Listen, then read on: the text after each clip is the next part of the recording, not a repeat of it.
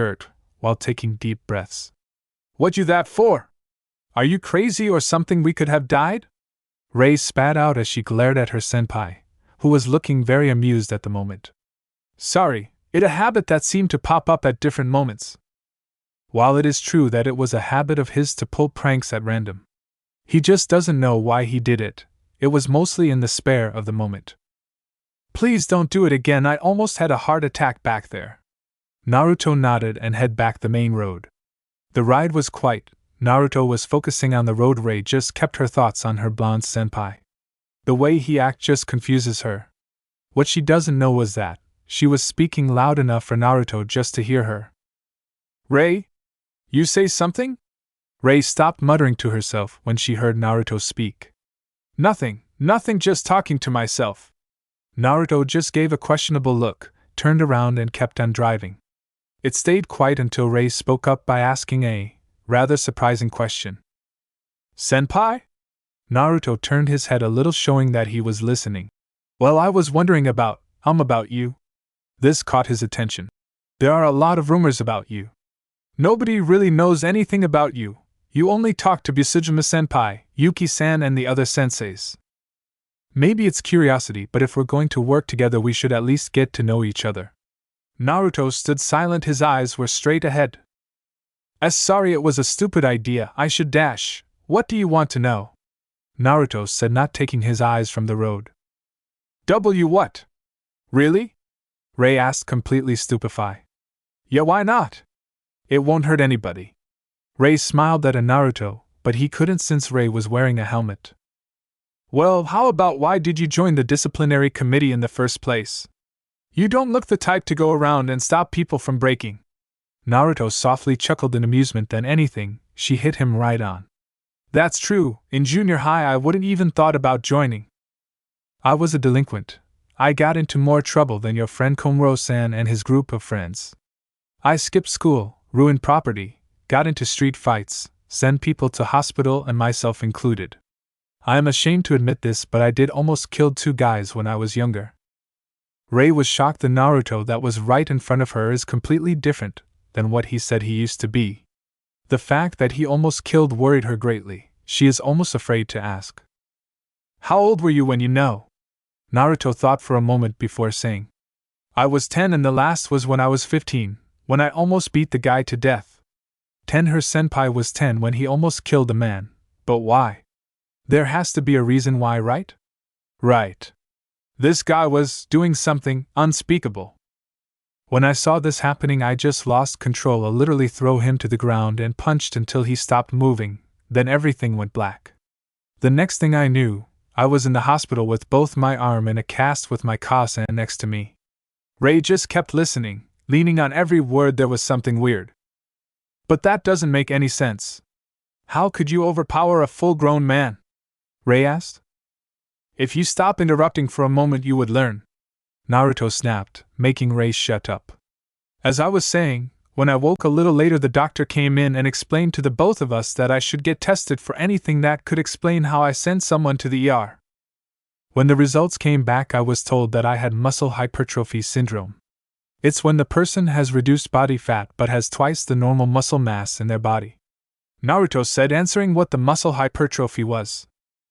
After I was released from the hospital, I was handed over to police custody before the case was dropped, because who would believe that a full-grown man was almost killed by a 10-year-old brat who could punch his way out of a paper bag? Rei kept listening when she said, Wait, you said 2 guys, what about the other guy? Oh, it was about 5 years ago, it was when I was in the boxing club dash. You were in the boxing club? Naruto began to look irritated. Yes, I was. What did I say about interrupting me? It was meet by silence. Okay, when I was in the boxing club, I just did it to pass the time and a way to get my aggression out without hurting anyone. It did seem to work for about a year and a half, when we competing at a rival school. We beat them when I knocked out the captain of the team, but that just made him mad at me and he followed me outside. He confronted me, and when I refused to listen, he threw the first punch. I blocked it, and then I punched him in the rib cage, causing it to break. And one of his ribs punctured his lung, sending him to the hospital. I was arrested by the police before Kakashi came to get me, while there weren't any charges since it was self-defense. I was suspended for a month and kicked out of the club. Rei for once had nothing to say. The person she thought he was and the person he is are so different. I'm sorry, senpai, Rei said with sad an expression on her face. Naruto just said, For what? You did nothing wrong. But I made you tell Dash. Naruto squeezed the brake handle, making the bike stop. Look, Miyamoto-san, what I just said was from my one free will. You didn't do anything wrong, okay? Rei nodded in understanding. Rei, call me Rei-senpai, Rei said, hesitate. Okay, Rei, you can call me Naruto if you want. Rei looked happier at least. He never did like seeing women depressed. What else do you want to know? After the spend the day getting to know each other, Naruto talked about how he meets Siko and Miku, his relationship with Shizuka, Kyoko, and the late Akimoto. Rei was about her strained relationship with her recently divorced parents, Kakashi, and her dead boyfriend Hisashi. The thing they had in common was that they both hate Shido with a passion that they made a game out of what they'll do to him when they see him again. Soon the sun began to set once again, telling the two that it would be dark soon, just in time for them to get into the city. Naruto slowed the bike in a steady pace, making sure that there weren't any zombies in the area. "Naruto-senpai, look over at the intersection!" Rei yelled and pointed in the indicted direction. They saw a Rouge police car slowing down and stopping right in front of the car. Part of the car was completely destroyed by a truck that collided with it. The other part was just as bad. The windshield broke into pieces. There was 2 dead police officers. One by the passenger side was hanging from the windshield, and the other was limping over the steering wheel. "Jesus, you got to be freaking with!" Naruto bowed his head in a silent prayer, removing the key from the ignition, and the two got out of the car. "We should check to see if there's anything we can use, senpai." Naruto silently agreed and walked to the side of the car, opening the driver's side of the car door, and began to push the car forward enough so they could check both of the officers. After checking both of the officers in the glove compartment, they only found a pair of handcuffs, a police baton, a police radio, and 2 SNW M37 Airway 1 no bullets with 5 extra bullets, making it 10 bullets in total. Quickly checking the 2 guns, finding that only one was working properly. Instead of throwing the other away, he just dismantled the spare and kept the spare parts in case if one of the other parts break. "Do you know how to use one?" Naruto said to Rei, who looked up at him trying to hand her the gun, when she shook her head no. "Sorry, my 2-sen wouldn't let me near one, let alone use one." Naruto just sighed and stuffed the gun behind his back, under his shirt, making sure it wasn't in view, then stuffed the extra bullets in his left pocket, making sure not to confuse the .38 with the .44. "What should we do with the rest?" Rei said as she held up the handcuffs and the baton. "It's best if we keep them. I have an idea what to do with them, but for now put the baton in the bag and give me the handcuffs." Rei handed him the handcuffs and put the bat in the bag. "Naruto-senpai, couldn't we relax a little? We have 2 guns now, don't you think?" Naruto just gave a blank stare. He then started the ignition and drove off, not knowing that they were being followed or being watched. After driving for a good 10 minutes, the two were forced to stop for gas when it began to run empty. Lucky for them, there happened to be a gas station nearby. Rolling the motorcycle to the first gas pump, taking the top of the gas tank, and the freak Naruto saw that he only had 300 yen, not sure about the currency, but let's say it's $3. "What's wrong, senpai?" Rei said as she backed away slowly, but was still worried about what got him so mad. "This is a self-serving machine, which means that we need to put a card in or money, but I only have 300 yen. Great, now what are we going to do?" Rei raised her hand up in frustration. "If they don't get money soon, then they'll be forced a different way to get to the city, and there is no way is walking." Naruto just looked at the convenience store. Maybe nobody looted this place yet. "Rei, hand that bag and wait here, I'm going to check out the place." Rei threw him the bag. "Wait, what if something happens?" Naruto just looked at her and said, Well, just scream if something happens, then I will come to help you." Rei watched he enter the building. She leaned up against the pump and hoped that the blonde would come back soon. Naruto reached for his tonfas and slowly turned the knob, opening the door. The whole store was dark, but the door was open, meaning that someone was here, either alive or dead. The only way to find out was simple. He made his way to one of the shelves and lightly tapped it with the butt of his tonfa, causing the sound of metal banging to softly echo the store.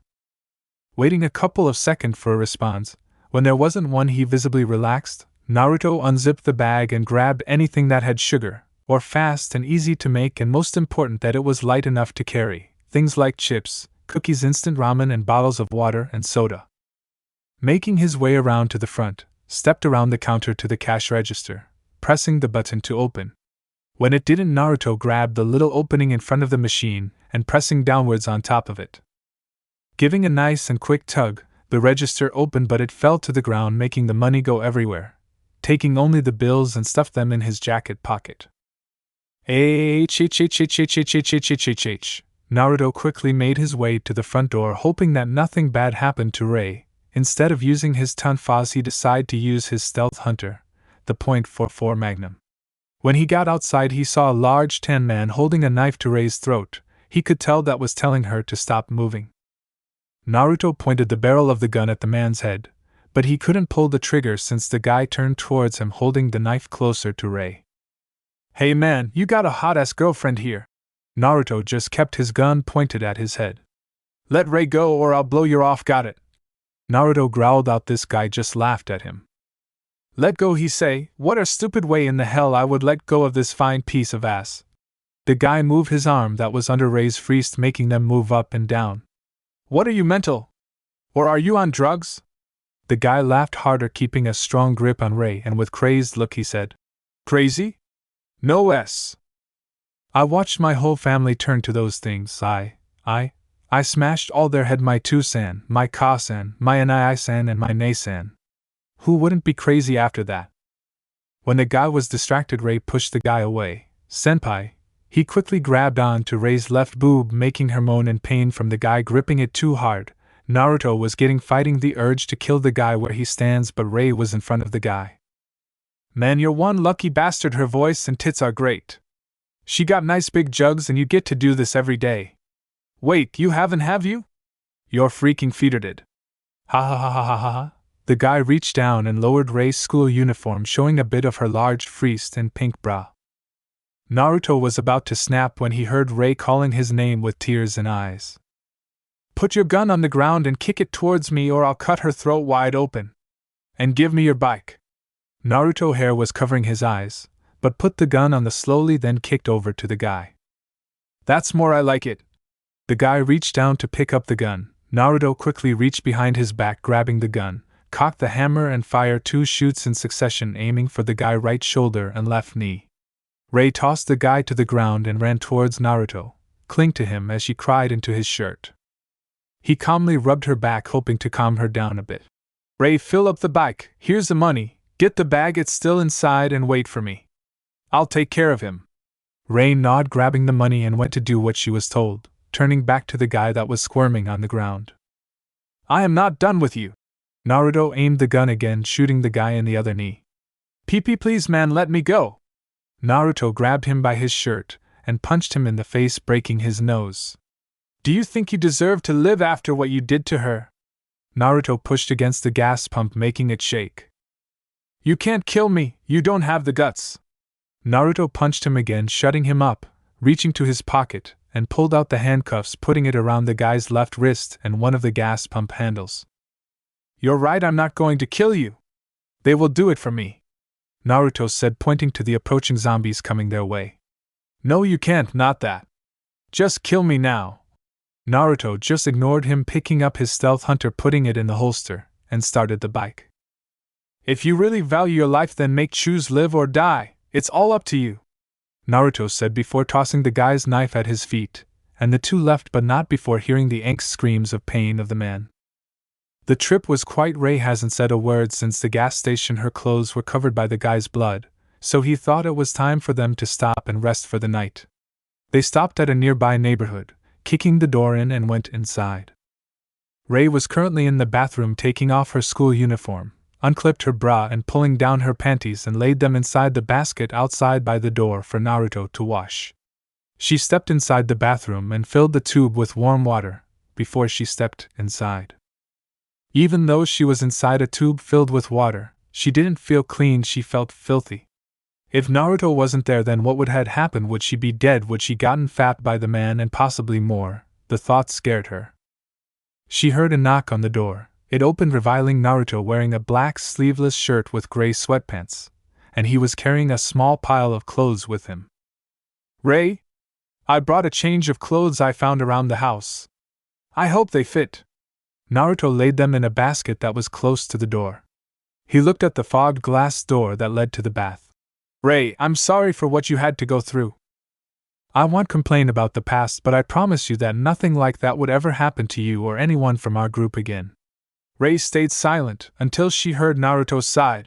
"Okay, the food will be ready soon."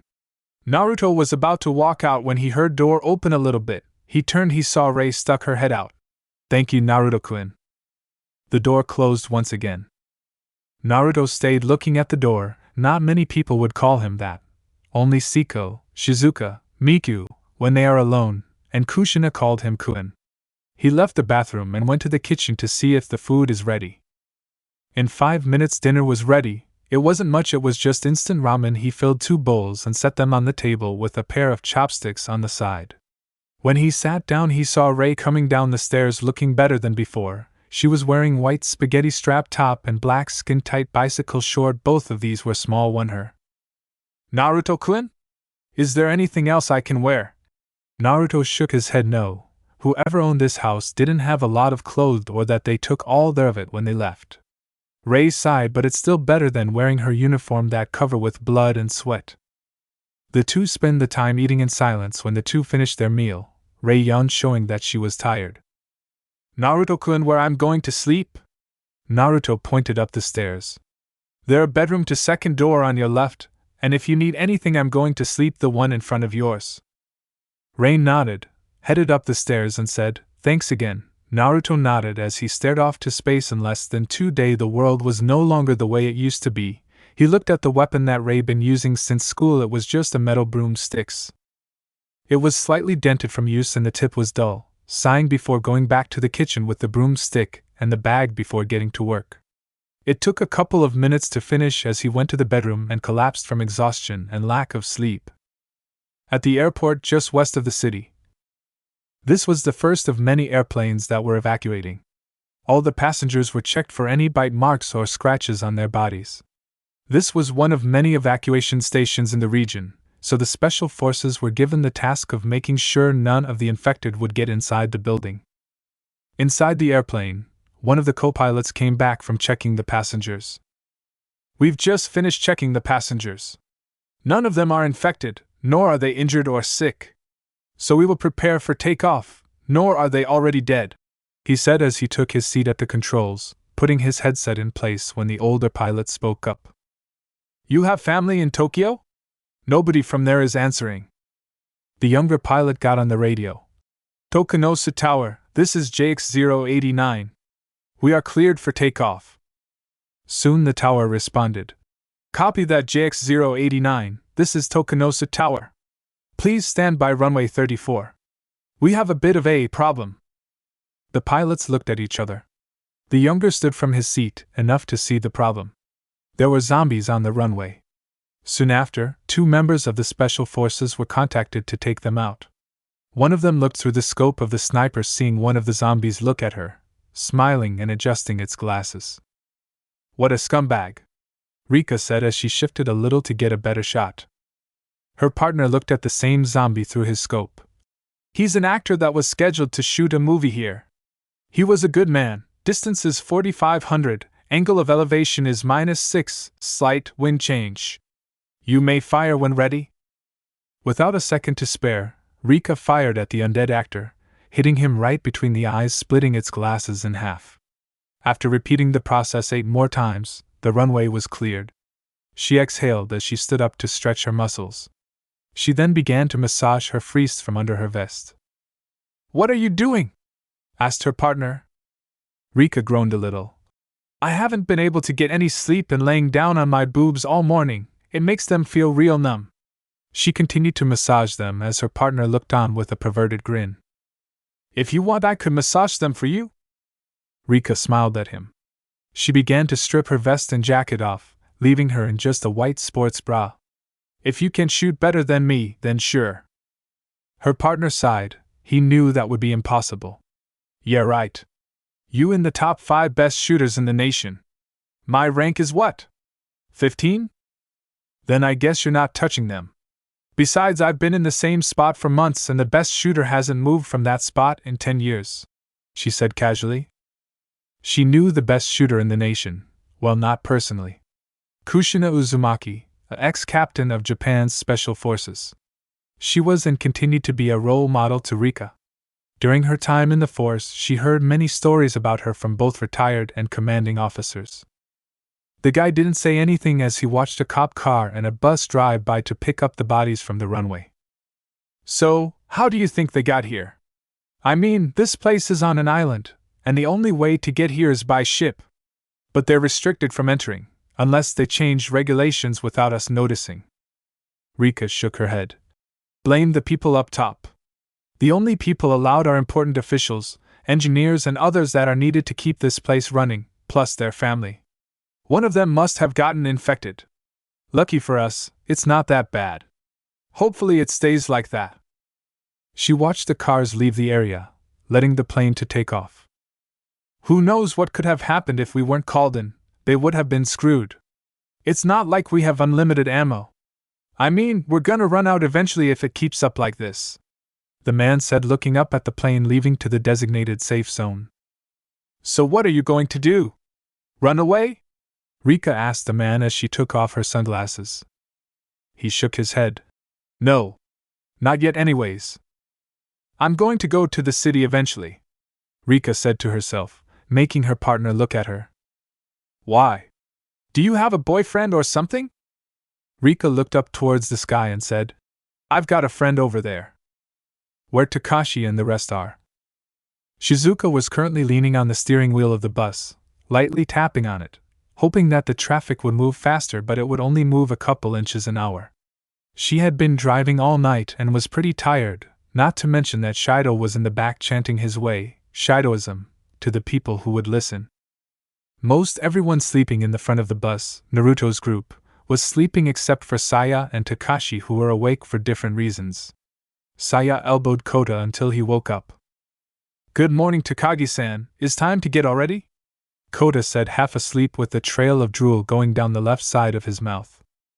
Yeah, it's morning, Saya said, annoyed, until she noticed the drool on the side of his mouth. Ugh, you're drooling. Kota wiped the drool off his face and looked out the window. Look at this. Kota saw a bunch of people with different sized backpacks on heading the same direction as them. I think we should have gone to the suburbs instead, Kota commented as he looked at the amount of people going the same direction. There's more than one way out of here, Saya said as she pointed to the airplane in the sky. Oh yeah, the airport's offshore. Saya then explained where they should go and where not to go. She also explained that sooner or later people would start secluding themselves and how Shido had already started. So, should we kick them off? Kota asked with a menacing grin on his face. He really wants to put a bullet in Guy's head, but Saya shook her head no as she shifted her legs a bit. Forget the pedophile over there and his playthings, we've got more important things to worry about, like surviving. We need a plan. Geez, if Naruto were here, he would have made a plan. Aria dash, Saya said, blushing lightly before Kota looked out the window. He said, How would you know? It's not like you know actually him or anything. Saya looked at Kota with an angry expression on her face. How do I know? Unlike you, I actually know him, she screamed, stopping as she noticed that Kota wasn't looking at her but behind her. When she turned around, she saw everyone, except for Kyoko, who was currently driving the bus, there look at her with the same look of surprise and amusement on their faces. She stood up and walked to another seat on the bus. Kakashi, who was looking out the window, worried about Rei and Naruto somewhat. It's not like he didn't like Naruto, it's just that he didn't like them being together. Kakashi knew he shouldn't be jealous, but he couldn't help it. Maybe he should act friendlier towards the guy, it's not like he would do anything bad. With Naruto and Rei. Naruto was currently sleeping when he heard the alarm in the room go off, which he ended up smashing. He grudgingly got up when he saw that it was already noon. He discarded the clothes that he was wearing and took a shower. He changed back into the school uniform and went to wake up Rei. He looked around the house when he noticed she wasn't in her room, finding her in the kitchen looking for something. What are you looking for, Rei? Naruto asked, causing her to jump in surprise. I'm looking for my staff, she answered. You know, the one I was carrying for the past 2 days. Naruto looked confused until he remembered that he left it upstairs. I left it upstairs. I'll get it, but be ready, we're leaving. Naruto headed back up the stairs, grabbed the broomstick, and waited for Rei down by the door. It took a good 20 minutes until she came downstairs still dressed in her school uniform. Before we go here, said Naruto, handing it to Rei. I fixed it up a bit. I still look like the broomstick, but all the dents were gone. The top was replaced with a piece of black metal, and it had a single-edged knife at the tip. Naruto-kun, thank you. How were you able to do this? Asked Ray. Well, I just used a police baton and a knife I found in the kitchen and just put them together. Don't worry, it won't fall apart.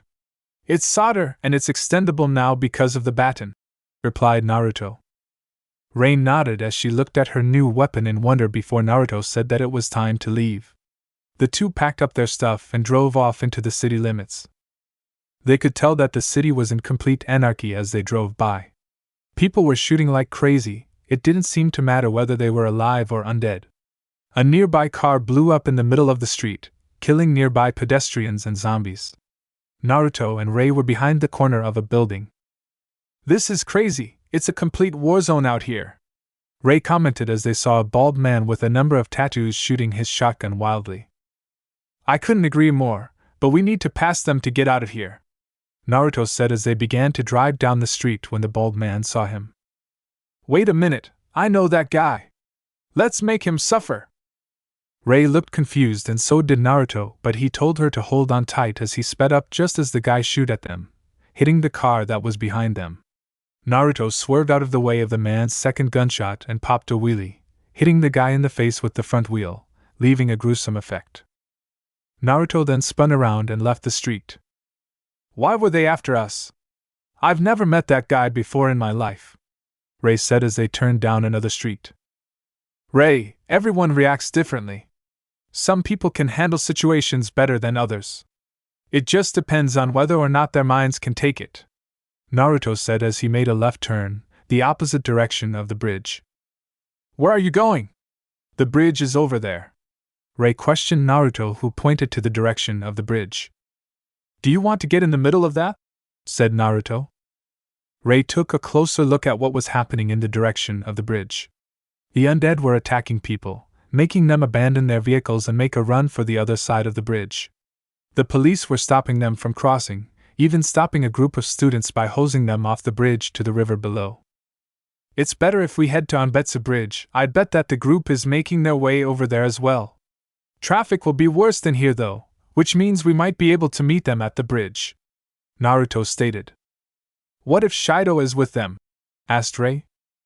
Naruto just pointed to his gun holster and said, If he causes any trouble, he'll be asked to leave. If not, Naruto took out his gun and spun it in his hand. I'll give him a gift in the form of a bullet to the head. Ray nodded in agreement as they began to go to Anbetsu Bridge. With the others, Shido was still preaching to the people in the bus. He was talking about how Naruto and Ray didn't belong with them and how that with him, they would survive. This is going to end badly, Saya said to the group, making some nod in agreement. Does this guy always preach like this? Asked Kakashi, making everyone who had Shido as a teacher reply with yes. Really? Kakashi asked her in surprise.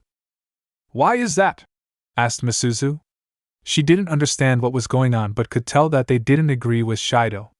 Not like she was fond of the guy either. He's acting like he's recruiting people to a cult, Siko replied to Misuzu, but Saya scoffed in disagreement. Not like. That's exactly what he's been doing. A new cult with Father Shido wanting us to be his first discipline. I mean, look at these people. They're hanging on to every word he says to them. Saya then pointed at the only people listening to Shido. They were mesmerized by what he was saying.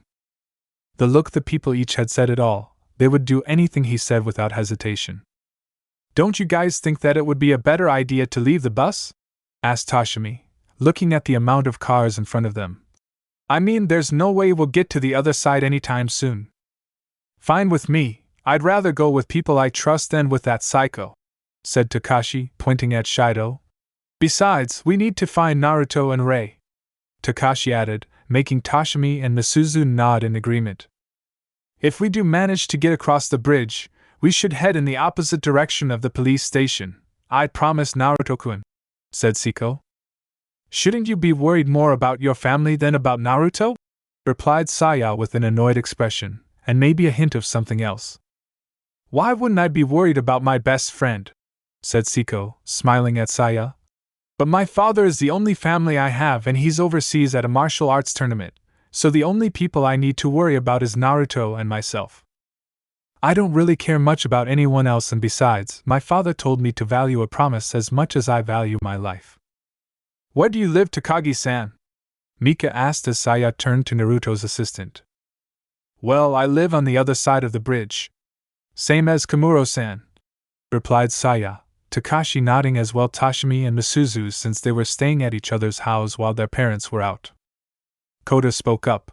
My family is gone right now, so I'll just go with you, Takagi-san. What about you, Hirano-kun? Siko asked while turning to Kota. My father is in jewelry and is in Holland for business. My mother is a fashion designer, so she's in Paris right now. Since when did your life become set up like outdated fictional character? Saya snapped as Shizuka looked amused by the flustered expression Saya had. If this were a manga, then your father would also have been the captain of an ocean liner from another country. Kota chuckled as he sheepishly rubbed the back of his head. That would be my grandfather. My grandmother was a violinist, added Hirano. Saya's eye began to twitch in annoyance. Well, I live right near the elementary school, but my parents are visiting my aunt in the States right now. What about you, sensei? Mika asked, making Saya instantly forget about Kota's interesting family tree. Well, both of my parents are dead and all of my relatives live far away, so I'd rather leave with you, if you don't mind, Kyoko said as Shizuka-san put the emergency brake on and stood up. So what are you going to do? I want to come with along. Siko and Saya looked at the blonde nurse and asked about her family. I don't have any family, my relatives live in the States, and I don't really like Shido-sensei, Shizuka said, making everyone laugh in agreement at the last part. Shido had stopped talking when he noticed that the other people in the bus were talking to themselves, putting on a friendly smile, and decided to try to get the rest to join his group. What's wrong, everyone? We need to work together if we want to dash? Shido said before Saya turned towards him. It's a bit embarrassing to say, Shido-sensei, but we have our own goals. Besides, this isn't a school trip, so we aren't obligated to be associated with the likes of you, Saya said with a smirk on her face, making Naruto's group stare at Shido's group while they glared in return. Shido looked at them, contemplating about what he should do. He placed his fingers together in front of his face. I see that you have already decided on what you want, so please, be my guest and do as you please, Takagi-san. Japan is after all a free country. However, Shido looked at the blonde nurse, licking his lips a little, and said, I'm afraid that I can't allow Maraoka-sensei to leave. We cannot afford to lose our nurse. Shido began to walk towards Shizuka with pure lust in his eyes. So you'll stay here, will you not? We have poor students who need you. Well, Marikawa-sensei? If you stay here, Takagi-san and her friends will too. We need you to rely on in times of dash? Shido stopped when he felt something cut the side of his cheek and heard one of the students behind him yell. He brought up his left hand to his cheek and felt a small cut on it with a small amount of blood dripping from it. Shido then looked at the only person who could have shot at him. Hi, Hirano-kun? Kota pointed the nail gun at Shido with full intent of shooting at him. I didn't intend to miss. You just got lucky. Shido stepped back a bit. You're not a heartless student, dash. How many people do you think have killed? Huh? I can kill you too. I was just holding back for a long time. I just wanted a normal life, but then again, this isn't exactly normal now, is it? I have absolutely no problem killing people, undead or alive, and I think I'll start with you. Shido was beginning to get scared now. He had never seen this brat acting like this before. Hirano-kun, I always held you up to high esteem. Kota spat at him. You're right, hey senpai, take the lead if you want, I'll take the rear. Siko looked at Kota in a new light. She was impressed. You're a real man, Hirano-kun. I'm impressed, Siko said, opening the bus door, letting everyone out before closing, but not before Kota said, See, yeah, you narcissistic asshole. It's the same as the last one. What are we going to do now, Naruto-kun? Ray asked Naruto as he stopped the bike, wiping sweat from his forehead. I don't think we can cross any of the bridges anytime soon. The government probably set up strict restriction, Naruto said as he looked at the bridge again. Either we wait until we are allowed to cross or take a swim. Rei began to look dejected as Naruto explained their options when she brought up to head to speak when she noticed a very familiar group of people coming down the street ahead of them. Naruto-kun! Rei exclaimed, making him look at Rei before she pointed down the street. Look over there! Naruto turned towards where Rei had pointed while Rei herself stepped off the bike and ran towards the group. Naruto quickly followed after her. Rei jumped onto Shizuka as soon as she was close enough and screamed, "Sensei!" before giving her a big hug, causing Shizuka to blush in surprise and happiness. "Goodness, Miyamoto-san! Naruto-kun!" Shizuka said as she smiled at the two of them. Naruto quickly returned the smile. He was happy to see that everyone was safe and sound. "I'm glad that you're okay, Naruto-kun," said Siko as she gave Naruto a relieved smile before hugging him tightly, causing Naruto to jump and blush from the sudden contact. When Siko let go, Naruto was assaulted by an orange-haired girl. "Naruto-senpai, you're back! Are you hurt? Did anything happen?" Mika questioned quickly, but before Naruto could answer he was then pulled away by Tashimi and Misuzu, both asking him if he was okay. Naruto was then saved by Saya. "What about me?" "Huh! Okay, maybe not." "I'm glad that you're okay, Saya-san. It's been a while, hasn't it?" Naruto replied, saying the last part to himself as he saw the look on Saya's face, but he didn't notice that Rei was glaring at the girls that were currently surrounding Naruto. "Look, I'm fine, okay? Before anything else though, we have other things to worry about," Naruto said, causing everyone to look at him. "Really?" asked Kakashi, slightly irritated about Naruto cutting in on his reunion with Rei. "Like what?" "How about finding a place to stay for the night?" Naruto replied as he glared back at Kakashi. "Naruto's right." This time everyone turned towards Shizuka in surprise. She was holding up her watch, showing that it was already 5:35. "We only have 1 hour until dusk. If it gets dark, we won't be able to see where we're going and it'll be rough on everyone. Especially Naruto." "Well, that's true, but where can we stay?" Kyoko said to the female blonde, hoping to get a decent night's sleep and nice hot bath. 2 days wearing the same clothes and staying on a school bus that is almost never clean will make anyone want a bath. "But won't it be crowded?" Misuzu said as if there was a place to stay which would be big enough to hold everyone. Kakashi was laughing as if it was joke. "I don't think there's a place nearby that is big nearby to protect us all," Kakashi replied casually, making Rei narrow her eyes at him. I know a place we can use. We can walk there," Shizuka said, making Saya look at her before asking, "Is it your boyfriend's place?" Shizuka blushed in embarrassment before saying no, no, no, no, no, no, no, no, no, no, waving her hands around before glancing at Naruto, who looked slightly amused by the situation and the way the nurse was acting. "It's actually one of my girlfriend's places. She's always busy with work, so she asked me to watch the place while she was away," Shizuku explained as Naruto, Koda and Kakashi imagined her in a sexy maid's uniform saying, "Have a nice day," as her friest jumped up and down, making Kakashi and Koda get nosebleeds while Naruto visibly blushed. "Is it an apartment? Does it have a nice view?" Koda questioned Shizuka after recovering from the erotic image.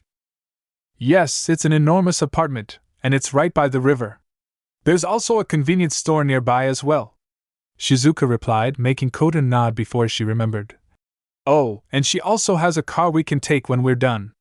It's like a tank and has 4 doors. Shizuka then began making arm gestures showing how big it was. "I don't care where we go, I just want to go to a place with electricity and running water," Kyoko said as she removed her jacket and began to fan herself with her hand.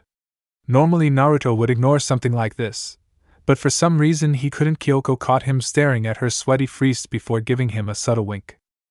"Damn that woman," Naruto thought to himself. "I agree with Hayashi-sensei.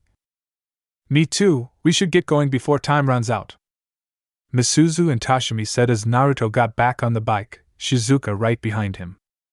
"Sensei and I will go on the bike, Siko make sure everyone follows," Naruto said as Siko nodded in agreement. Shizuka then hugged Naruto even tighter, pushing her frieze against his back. This is comfy," Shizuka said in a sing-song manner as she wrapped her right hand on Naruto's chest and her left hand somewhere below the belt. Naruto then turned on the bike and drove off as Shizuka commented about something being bigger than she had suspected. As the rest of the group watched the two drive off, all was silent until Miku commented, "So, is anyone else feeling jealous and aroused at the same time?" Making everyone nod in agreement before following the two of them.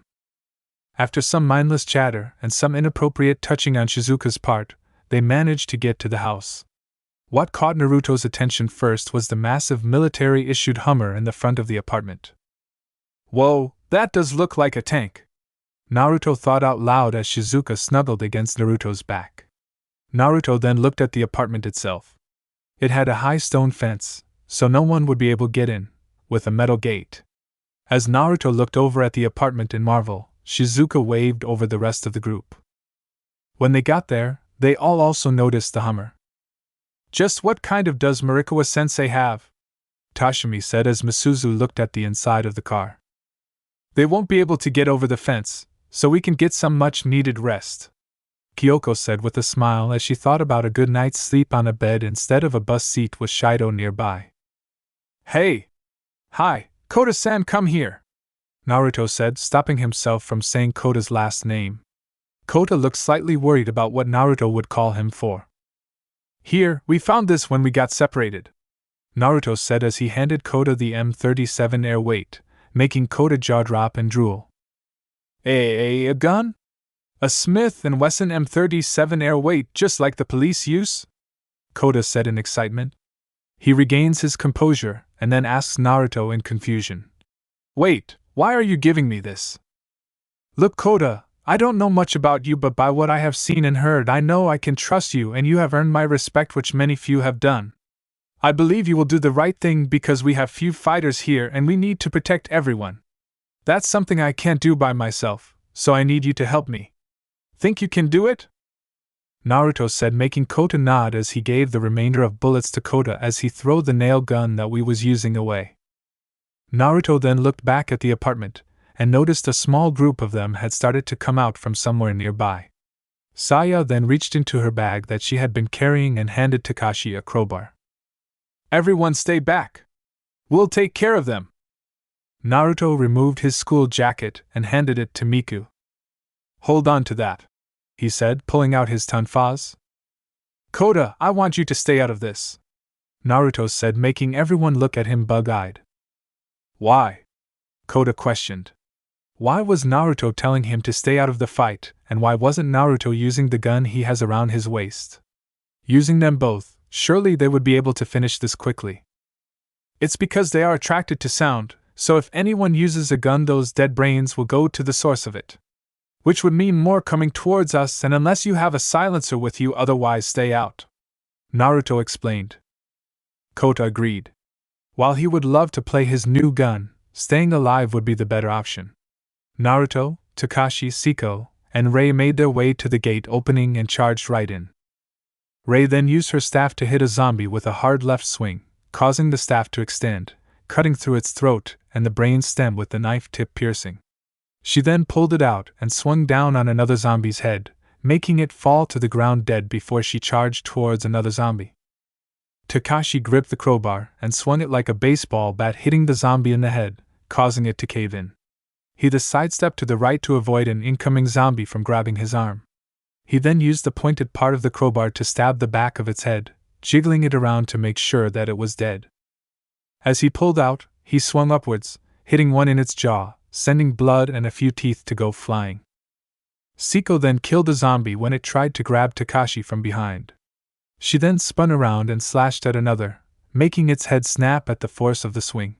She then ran at two other zombies that were close together, jabbing one, sending it to the floor, crushing its head with her foot, and then slashed at the other one. Naruto spun his tonfa, hitting one of them on the top of its head, making it cave in while bits of brain matter splattered on the floor. He ran towards another, jabbing the butt of his tonfa to the temple of it, sending it to the floor. Naruto then brought his right heel down, killing it, before spinning on his other foot to roundhouse kick two more that were coming towards him. He then walked over to the downed zombies, stomping on both of their heads, crushing them under the amount of weight. He turned, looking at the only undead left, and kicked it in the stomach, sending it flying towards the stone fence, head first. Making sure that no other zombies were around, the group headed inside to check out Shizuka's friend's apartment, for a well-deserved break. After searching through Shizuka's friend's apartment for a good 10 minutes, 15 if you count Naruto looking through every inch of the apartment making sure nothing was there, the girls decided to take a bath while the guys waited for their turn. "Man, this feels great," Rei said as she stretched out her arms. She kind of felt bad since she had a bath just yesterday while the others went without one for 2 days. Rei and Shizuka were currently in the tub, as Saya, Miku, and Siko were looking towards the mirror washing themselves until one of the other were finished. Tashimi, Misuzu, and Kyoko were currently using the shower, using it to wash the soap off each other's bodies. "It feels like I'm going to melt away," Shizuka said with a little moan as she relaxed in the tub. "Is this the soap or the shampoo? I can't tell the difference, it all looks the same," Saya said out loud as she held up a bottle in front of her face but couldn't read the label because of the steam and she wasn't wearing her glasses. Both Siko and Miki giggled to themselves at the pink-haired girl not realizing that it was lotion. "Gosh, sensei! Your boobs are huge!" Rei leaned forward to get a better look at the blonde's freests. Shizuka smiled as she cupped her freests, moving them up and down. "Yeah, I know. I get that a lot, they are pretty big," Shizuka said, giving her freest a slight squeeze. Rei looked at her freest with a perverted smile on her face. Almost impossibly huge, you're pretty full of yourself, sensei. Rei said as she pounced at Shizuka and began to grope her freest from behind as Shizuka moaned out loud as she half-heartedly tried to stop Rei. Kyoko peered over at the two from behind the shower door just in time to see Rei grope. "Miyamoto-san! It's highly inappropriate to touch your sensei's boobs." Rei pouted a little, looked at the older women. "But Hayashi-sensei, you have to admit that Shizuka-sensei has gigantic tits," Rei said, squeezing the blonde nurse's freest again, causing Shizuka to moan again. "That still doesn't give you the right to touch your sensei's freest, no matter how big." Kyoko scorned at her as 2 pair of hands reached form behind her and grabbed her freest hard, causing her scream and shook. "She not the only one with huge boobs," Misuzu said as she and Tashimi both began to squeeze Kyoko freest. When she tries to resist, Tashimi tweak her left fipple, causing her to moan. "We just all have to take a bath together. God, it sounds like some sort of hentai game in here," Saya said as she poured shampoo in her hair. Siko looked over at her. "You already know the answer to that, don't Takagi-san?" Siko said as she reached over to the faucets and turned the cold water on. "I guess you're right, but still HYAAA." Saya didn't get to complete her sentence since Siko took the nozzle and spread Saya in the leg with cold water, making scream in the sudden contact with it. Saya looked at Siko with an angry expression. She filled up her bucket with cold water. "Your voice a lot more nicer than I thought. Boys love that kind off dash." Saya then poured the water down Siko's back, making her moan quite sexually.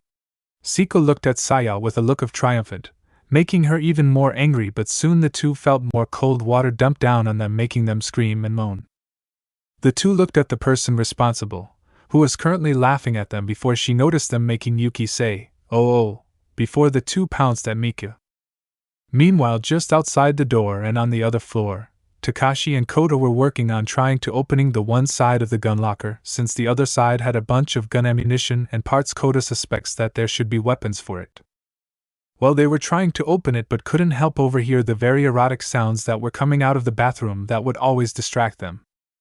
"It sounds like they're having fun," Kakashi commented as he held the crowbar in place for them to open the door. Koda nodded in agreement as he fiddled with the lock a little bit. "You know, if we want we could sneak a peek. We are supposed to protect them, you know?" Koda said to Kakashi, shaking his negative. There's no way he was going to do that. "No way. I don't want to die just yet, especially with Naruto-san here," Kakashi said, nodding towards the blonde who was on the bed flipping through the channels on the TV to see if anything interesting was on. "I wouldn't have to kill you guys, the girls would do that themselves, especially Saya and Rei," Naruto said without looking at the two trying to open the gun locker, mentally sighing to himself as the two struggled to open it. They were all supposed to work together, but Naruto wasn't really used to it, so he was having some complication about it. Putting the remote control down, walked over to Kakashi and Kota. You guys been trying for a while now, let me try. The two seemed to agree since Kakashi moved aside, letting grab crowbar. Making sure that it was placed properly with a hard push, Naruto had forced the locker door to open. Inside of the once sealed doors were a total 6 weapons. This is Shizuka-sensei friend's house, right? But just what kind of friend does she have? Kakashi questioned as he looked at the weapons. Does Shizuka-sensei even know what was in here? Just what kind of person has a mini armory in their home? Whoever lives here, Kakashi does not want to meet her, or maybe they should, he rather not die.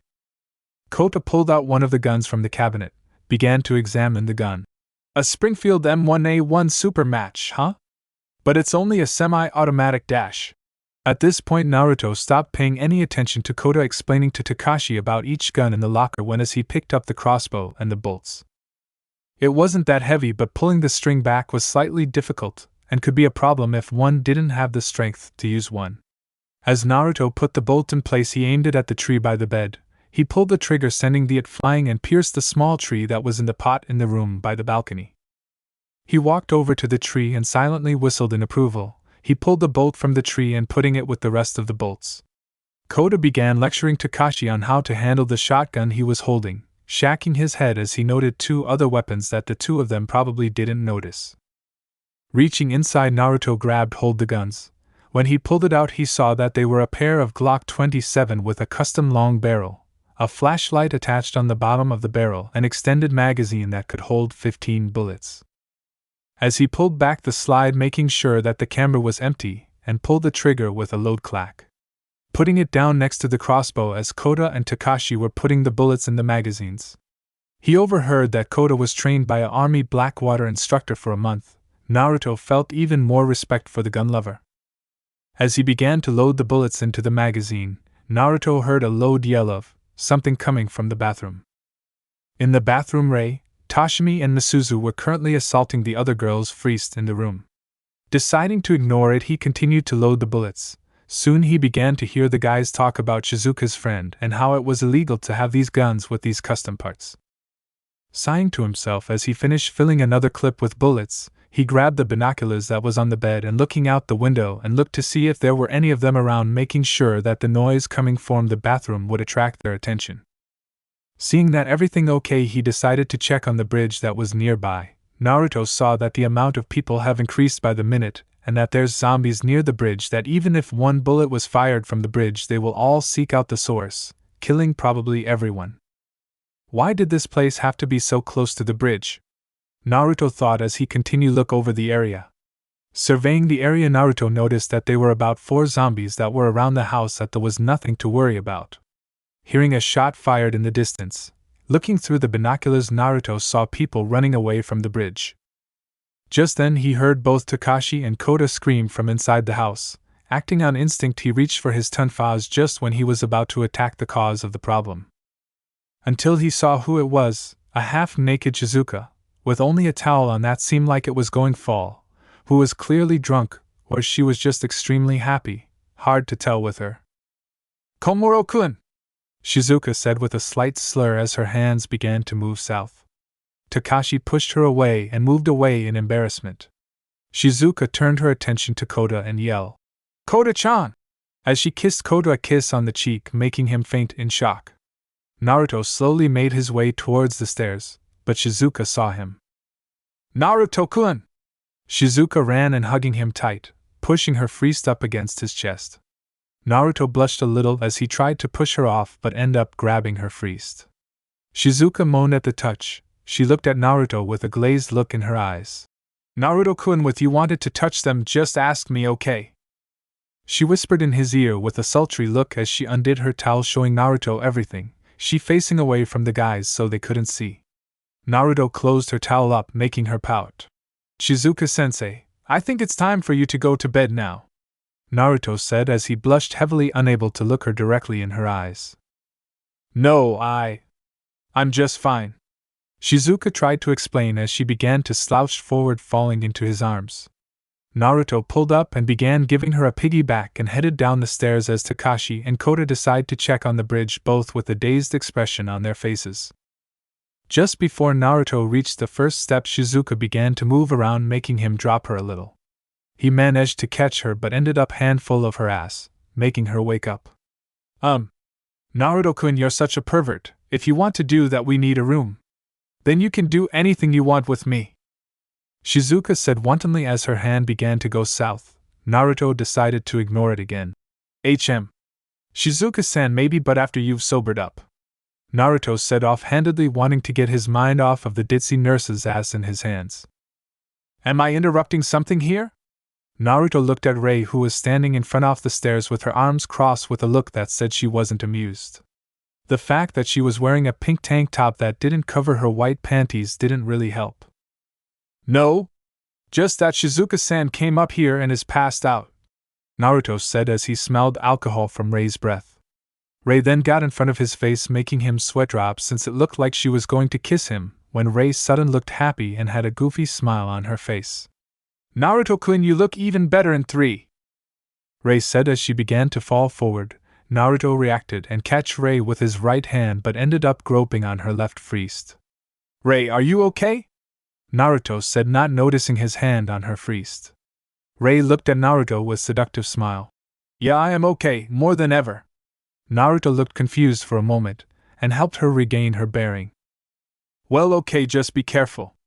By the way, why are you here? Naruto asked as Rei looked confused for a moment. I was looking for Kakashi. Nodded to himself. Kakashi with Kota. Tell them to not do anything stupid, okay? I want everyone to get enough sleep. Especially if the others are drunk, then I'm going to need those drinks, Naruto thought as he moved around Rei and headed down the stairs. Making his way to the guest room, opening the door and laid her down on the bed. Naruto pulled the covers over her body, but not taking off her towel. As he was about to leave the room, Shizuka grabbed onto Naruto's arm, stopping him in his track. Naruto-kun, thank you, Shizuka said. Naruto looked at her and hesitated. No problem? Naruto-kun, I love you. You know that, right? Shizuka said before passing out. Naruto left the room with a confused look on his face. Normally, when someone say they love him, he would ignore it or gently reject them. It was the fact that Shizuka was drunk when she said it that confused him. It could be in the heat of the moment, or something. He rejected that idea flat out, since when someone is drunk it would make the person more accessible to saying the truth.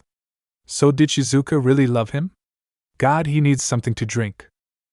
As he passed the living room, he saw Saya sleeping on the couch in a tight blue shirt, and a pair of very small gym shorts with slits on the side showing more skin. Naruto saw water droplets glistening on her skin, showing that she just finished taking a bath. He also showed that Tashimi, Misuzu and Kyoko all asleep on the same couch, with Misuzu sleeping on Kyoko's lap. Tashimi was in just a white tee and yellow bikini-style underwear. He could tell that she wasn't wearing a bra as her nipples were quite visible through her shirt. Misuzu was in black shirt and white short shorts. If you squint you could see that her panty line was visible.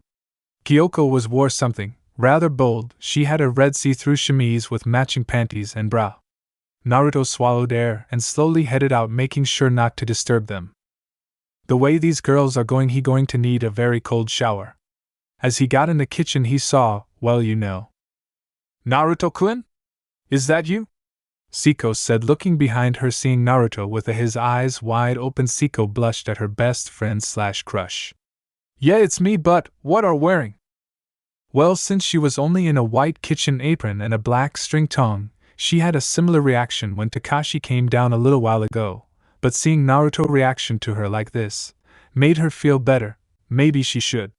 Sorry, theirs was nothing else that would fit me, and Miku is doing the laundry at the moment, Siko said with a poker face, making Naruto nodded as focused his eyes on her body.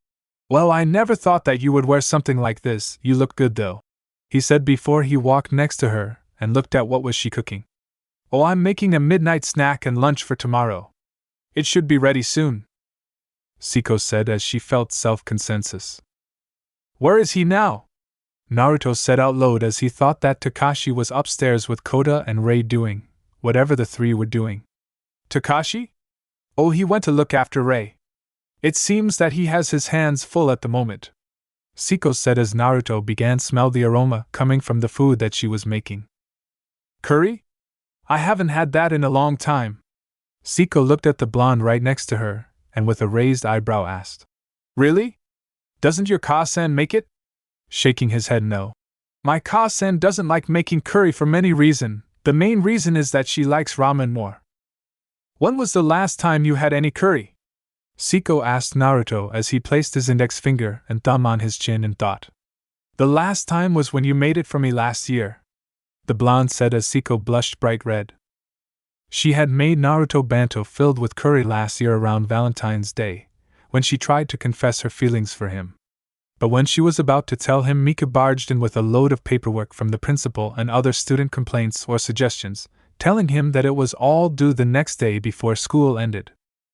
Unfortunately, Naruto had to attend to the paperwork, but she left without telling him a thing. Later that day, when Naruto had gave back the empty bento and wanted to ask what she wanted to tell him, but once again Naruto was forced to break up a fight that had broken out.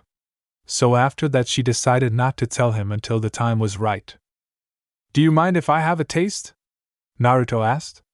Siko shook her head, lifted up some of the curry up with the metal spoon and spoon-fed Naruto. After letting the curry sit in his mouth for a moment before swallowing it, Siko tried not to look eager as she waited for what he thought of her cooking. It's good.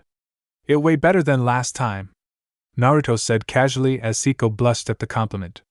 I do wonder why you stopped making me lunch anyways? Siko stopped at the question. No reason really, Siko said crestfallen. Siko had made Naruto lunch for 2 years since their first meeting in a way to show her appreciation for all he had done for her, but she had stopped when Mika became his assistant. Plus the amount of work he had to deal with and with her duty as the captain of the kendo club had kept the two of them busy, extremely busy, mostly since she felt that Miku was interrupting her and Naruto time together. After a moment of silence, Siko turned her attention to the curry and Naruto decided to leave the kitchen and check on Miku. Turning down the next corner and headed off to the laundry room, not noticing Siko staring at his retreated figure and longing. Now where is the laundry room? Soon Naruto arrived in front of the laundry room. As soon he got inside he saw Miku in just black and red lace bra with matching set of panties. Naruto stared a little too long as Miku was bending over as she loaded a new batch of clothes. Miku then adjusted her panties, making his blood reach the tipping point. Naruto stood there dazed as Miku started the dryer. Miku then noticed Naruto. Hey Naruto-kun? Is something wrong? Naruto stared dumbly for a second as he remembered what he was here for. Huh! Oh, I was checking up on everyone, Naruto said as Miku leaned against the washer as it hummed and shacked. Naruto's eyes wandered down as Miku Freeze jiggled around in her bra, but brought his head up when Miku coughed out loud. See something you like, Naruto-kun? Miku said, putting emphasis on each syllable on his name as she leaned forward, letting Naruto get a good long view of her freeze. Naruto stood there jaw-dropped as Miku slipped past him and locked the door. Lemon skipped. Naruto-kun? I've never felt that good before. I love you, Naruto-kun, Miku said with a blush as she pecked him on the lips. Naruto stood still as he heard his assistant's love confession. He knew that she liked him, but did he love her? He does care for her, but never really knew how much. Well, he did just took the girl's virginity, so he does have to take some sort of responsibility. Or if his Ka-san finds out, she would kill him. I love you too, Miku, Naruto said as he kissed Miku, who visibly brightened before returning the kiss. Okay, Miku, I'm going to take a nap. So after you're done cleaning up here, try to get some sleep, Naruto said to her. As he unlocked the door, he heard. Okay. Also, if you want to do it again, I'm more than willing to do it, Miku said. The blonde slightly hesitated but nodded his head all the same. It wasn't the first time he agreed to this sort of thing, but the second time that he actually considered it. As opened the door to leave, the two heard gunshots coming from upstairs. What the? Naruto questioned, turning to Miku. Miku, put some clothes on, and make sure the doors and windows are locked. Naruto quickly ran upstairs and almost ran into Rei. Rei? What is going on up here? Naruto practically screamed at her. Rei looked at the blonde and said, Siko-senpai and Takashi-kun both went running outside, doing who knows what. You know they wouldn't let me go with them. Rei screaming the last part to Naruto as he blood ran cold. What were they thinking? The noise from the gun that Kota was shooting would attract the zombies to this location. Not only that, it would attract people that were trying to escape from the bridge or looking for a safe place. Damn it all to hell. Ray, would you wake up everyone and please help Mika lock up the place, make sure every door, window is locked up and make sure they have something heavy in front of it. And turn off all the lights, and I mean all, Naruto said with an edge to his voice as he made his way upstairs. Wait, Naruto-kun? What are you going to do? Ray said, unsure. She could tell that Naruto was angry, but she didn't want him to get hurt again. He had just recovered the landing to his shoulder 2 days ago. Don't worry, Ray. I'm just going to clean up the idiot's mess. Oh yeah, leave the back door open, I'm going to sneak in through there later, Naruto said as he continued to go upstairs.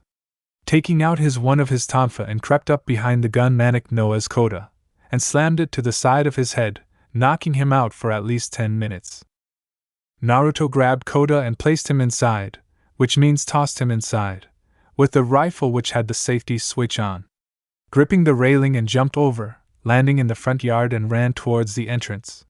He could hear the moans of the zombies just on the other side of the gate. He just wanted to find Siko, then get Kakashi. He wanted to sleep, damn it. Is that too much to ask? Naruto's prayers were heard when he saw Siko trying to hold the zombies back from breaking through the gates. Naruto quickly assisted his best friend, pushing back against the gates.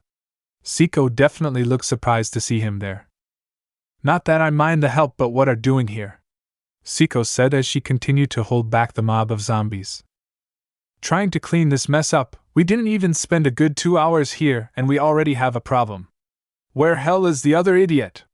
Naruto said. He just down the block where you came from, Siko said. Naruto nodded his head as the zombies began to bang on the gates, causing the both of them to lose their footing for a second before regaining it. This is really starting to get annoying, Siko agreed with the statement. We need something strong enough to hold the gates together. Naruto looked at the gate's handle. It had a narrow opening. He could tell not a lot of things could fit what they need at the moment. If he went looking for one, Siko could lose her strength when holding the gates back. He had one option and he didn't like it. Naruto slid both of his tonfas in through the opening. Since there was 2 of them and were made of steel, it could hold for a long time. That should hold for a while, or at least till they leave later, Naruto said as the 2 stepped back and watched as the zombies tried in vain to get in. Siko, get back inside and wait till I get back. Siko looked at Naruto. I'm going with, you're going to need me. Naruto-kun, you might be stronger than most adults, but you don't have a weapon on you. How are you going to fight back against them if you're cornered? Siko said heatedly, but Naruto just shocked his head no. Siko, I am going to need you to do this for me. Also, who said I didn't have a weapon? To emphasize his point, Naruto moved his hand towards the holster around his waist. Siko bit the inside of her lip but complied to his request. Naruto didn't wait as he climbed onto the wall and walked as fast as he could to get to the idiot. He soon found the idiot holding onto a small girl around 7 years old who was crying over a dead body. Naruto realized why Kakashi and Kota did what they did. It was for the girl and the small pup. Oh, Nai-chan, watch out! The young girl screamed, bring Naruto out of his thoughts when he saw a zombie behind the 2. Naruto quickly tensed the muscles in his legs and kicked the undead's head, sending it to the wall, dead. Uzumaki-senpai! Kakashi screamed in fright and surprised. Naruto's eyebrow began to twitch in annoyance. Kakashi! Keep it down! Are trying to get every one of those things all over this place. Naruto whispered as loud as he could. You are lucky that I don't knock your ass all over the place right here right now. Do you understand me? Kakashi quickly nodded his head, not wanting to get Naruto mad again. But the blonde wasn't paying attention to him but at the small girl hiding behind his leg, crouching down to her eye level. I'm guessing that person over there is your father? Naruto quietly said to the girl, making her nod sadly. If you could tell me your name, me and Kakashi over here will take you and your dog to a safe place. My name is Alice. The young girl identified as Alice stuttered slightly. Alice? That's a pretty name, Naruto said as he smiled softly to Alice, making visibly relax. Kakashi, could you sum up what happened here? Kakashi complied with his request and told him what he and Kota saw, how both Alice and her father came to this house begging for help, but father ended up getting stabbed by the people in the house since he refused to leave. Naruto couldn't help but sigh in frustration as he ran his fingers in his hair. Had people really devolved this fast, it really showed how people will do anything to survive. Kakashi, grab Alice and the pup, go to the back of this house and make your way to the apartment. The back door should be open. Kakashi nodded as he grabbed Alice and the dog, making his way back. Naruto stayed in place for a second before placing his hand on his revolver. He had some anger to work out. After Naruto worked out some of his anger out on some zombies and some other problems he felt need to be worked out, he made his way back to the apartment, but he lost 2 clips. Where he found everyone waiting for him, in the living room. Looks like everyone's here. Naruto started. The first thing to talk about is our next step. Every stood silent for a minute before Tashimi spoke out. What do you mean, Naruto-senpai? This place is good place to stay. Naruto shook his head no, but it was Saya who spoke next. Naruto is right, it isn't safe here anymore since the people now know that we are here and are armed. They will either do 2 things. One will be they will want us to take them in and protect them, or they want the weapons for themselves. It would be the best course of action would be to leave this place for somewhere else. Saya explained to the group, making Naruto nod in agreement. Couldn't have said it better myself. Making Saya blush in embarrassment at the statement. After all these years he could still do this. So where should we go? Shizuka said in a sleepy voice from having been woken up so soon. Unfortunately, I have no idea. It would be best if we just get something to eat then head to sleep. We all have had too much excitement for a lifetime. Now that everyone agrees one. Okay, now before we eat the food Siko made, I need to say who is on watch first. Kakashi, you're first, followed by Kota. Wait a minute, why are we first to go? Kakashi and Kota said at the same time. Well, for starters, you went ahead without telling me about the situation, the fact you revealed our location to anyone in the area, and the fact that I had to clean up the mess you left behind. That what pissed me off the most. Everyone just stared at Naruto when he said that he was most annoyed at having to clean up after the 2, not the fact that they had to leave this place, or that everyone knows where they are. Also, Kakashi, why do you smell like piss? Ray said question as Kakashi paled slightly and Alice looked like a small red cherry. Well, the next day around 5:30 a.m. After the little incident last night, Kakashi and Kota we made, forced to take watch. Naruto relieved them of duty, a couple of minutes before midnight, letting them get some sleep. It's been a couple of hours since then. He was currently upstairs leaning against the door on the balcony thinking about what Kakashi and Kota did, also about the little girl that is probably sleeping downstairs. God, did they had to act so dumb sometimes. They'd been punished enough, for now. It wasn't like he hated them, they do agitate him a bit. On the plus side, they do know what's morally right, that's a good thing. He really hopes that they won't just charge into something like that again, they might not make it out next time. He is going to have a talk with them about it, later. Naruto-senpai? Naruto opened his eyes and looked up to see Tashimi still wearing in her sleeping wear from yesterday. Is something wrong? Naruto noted that she was not able to meet his eye, looking downward, and was blushing. Looking down, oh that what? How, when did she? Naruto thought as he saw Miku in only panties snuggling into his uncovered chest. He was fairly certain that he could hear her moan in her sleep that could not be repeated in front of other people. Almost everyone is ready to leave, so Busujima-senpai asked me to wake you up and to find Mika-san. Tashimi said as she averted her eyes from looking at Naruto's well-chiseled abs. God, Miku is so lucky. Oh. I see. Can you not tell anyone about this?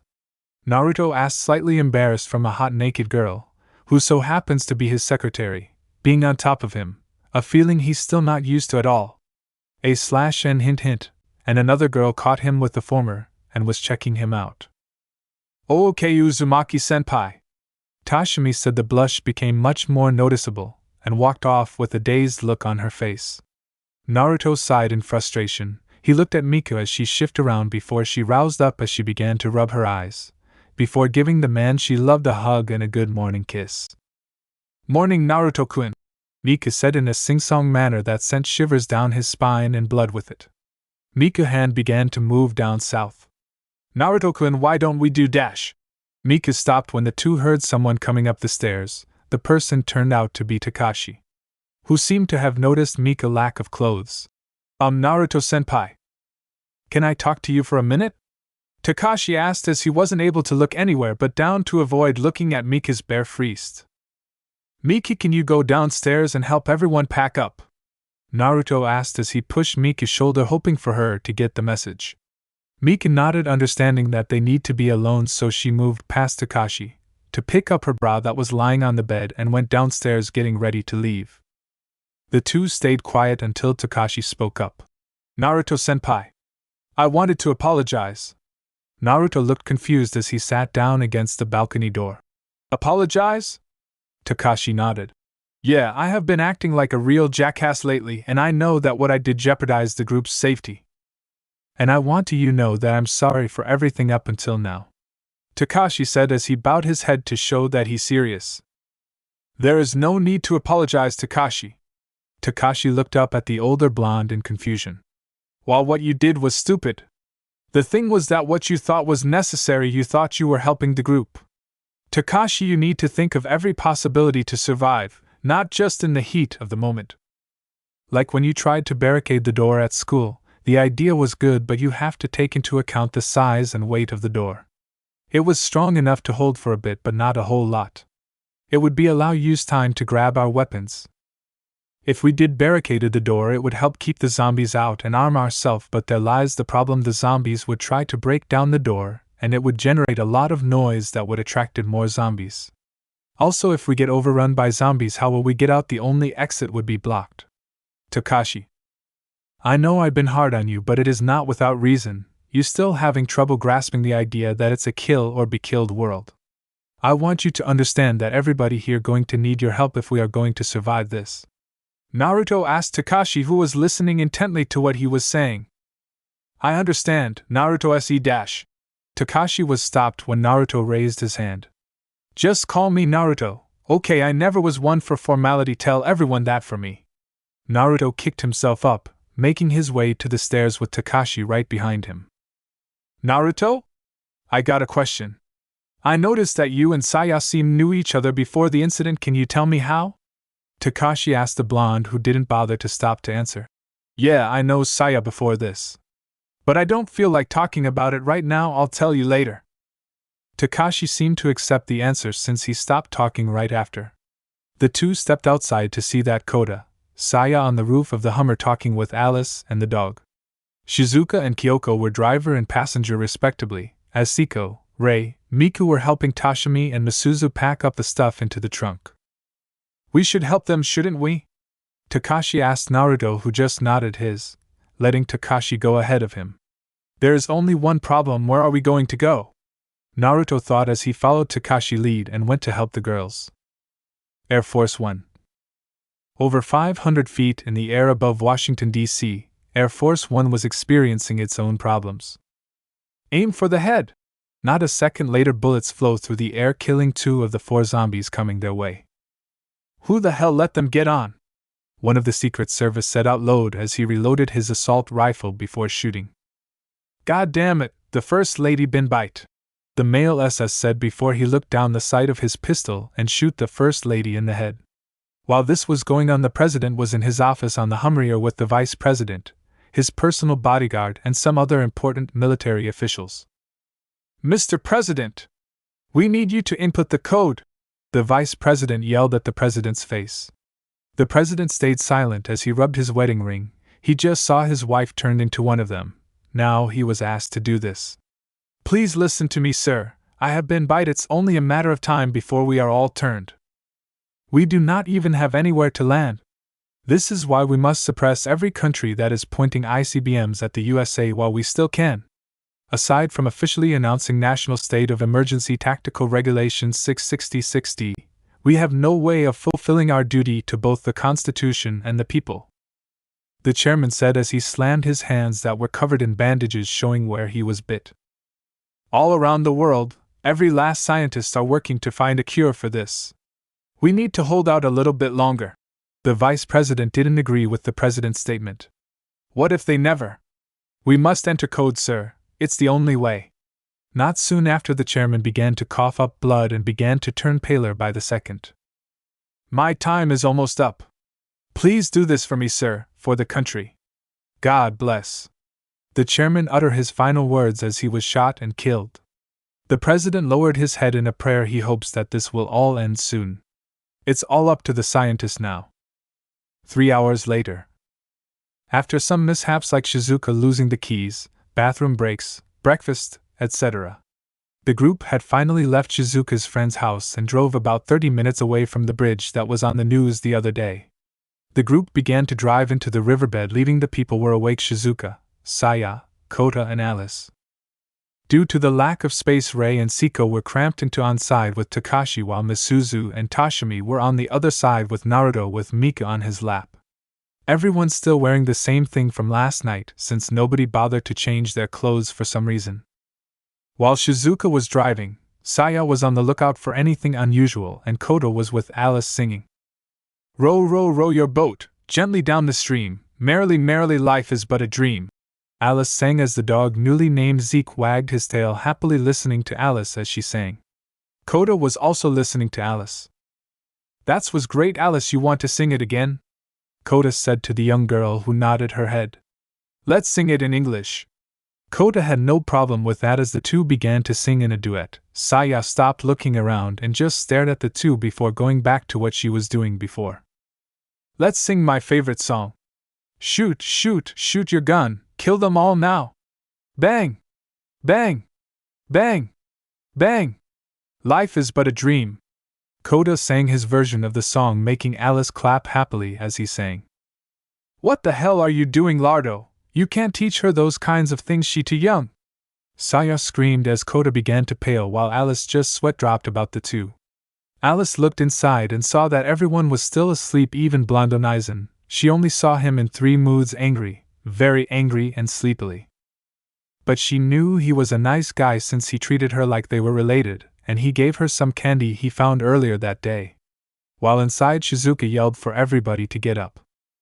Rei was the first to hear Shizuka, letting out a yawn as she noticed that she ended up on Takashi's shoulder. Looking around, she felt jealous that Mika was on Naruto's lap, and the fact she in her bra and panties didn't help.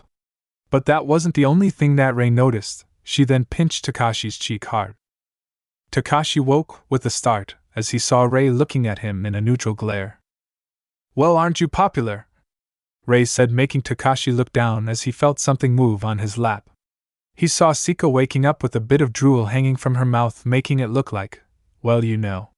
Takashi stutters as he got a good view of her face, while Rei just decided to be blunt and say, You're drooling, you know. Siko glowed red as she stood up, rubbing the drool from her face. What's with all the noise? Yo, we're trying to sleep, the two unofficial sisters said as they stretched out. That didn't last long as the Hummer jumped up before landing on solid ground. We made it to the other side, Shizuka said to the now awake except Naruto group in the back of the Hummer. Thanks for stating the obvious, Kyoko said to her fellow teacher, who looked sheepish as she turned off the Hummer and left. Naruto? Naruto, wake up! Saya said before she kicked Naruto in his side. Naruto merely grunted before he went back to sleep. God, you're still stubborn as usual, Saya said, as Naruto just waved his hand at telling her to go away, he'll be out in a sec. Saya just sighed before she went out of the Hummer to change. Naruto opened his right eye slightly before he got up and exited the Hummer, finding most if not all the girls on the other side of the Hummer changing their clothes. Seeing Takashi and Kota on the other side with Zeke. What's wrong with you two? Naruto asked curiously since he just saw Rei walked with Alice in her hands. Rei's mad because we're insensitive about girls or something, Takashi said as he held Zeke in his arms. Naruto shrugged his shoulders, not getting what the hell was going on anyways. Naruto just took his tonfas and a rag to clean the gunk off of it from the zombies he'd beaten he did last night. He watched as Kota was teaching Takashi about how to use and shoot the shotgun. But from what he could gather, it just went in one ear out the other. Kota! Naruto said, getting the gun nut's attention. Yeah, Naruto? Kota asked the blonde. Who do you think should get the other guns? Kota looked confused until he gained a serious look. Well, To be honest, I could keep rifle since most people won't be able to use it, but we need someone with a strong arm and aim to use the assault rifle. The crossbow doesn't seem useful, but who knows? The Glock, on the other hand, anyone could use it with enough practice, but it's... Koda said before he stopped letting Naruto finish. Not something we have, do we? Koda shook his head. Naruto began to think Siko wouldn't really like to use a big gun since she would rather use her bakken. Ray probably keep using the spear he made for her, and so she is a maybe. He is not sure about the rest, he would have to ask them. Naruto noticed the girls began to walk towards them. He noticed their change in clothes. Shizuka was now dressed in a white dress shirt, a checkered brown hot pants complete with a pair of black heels.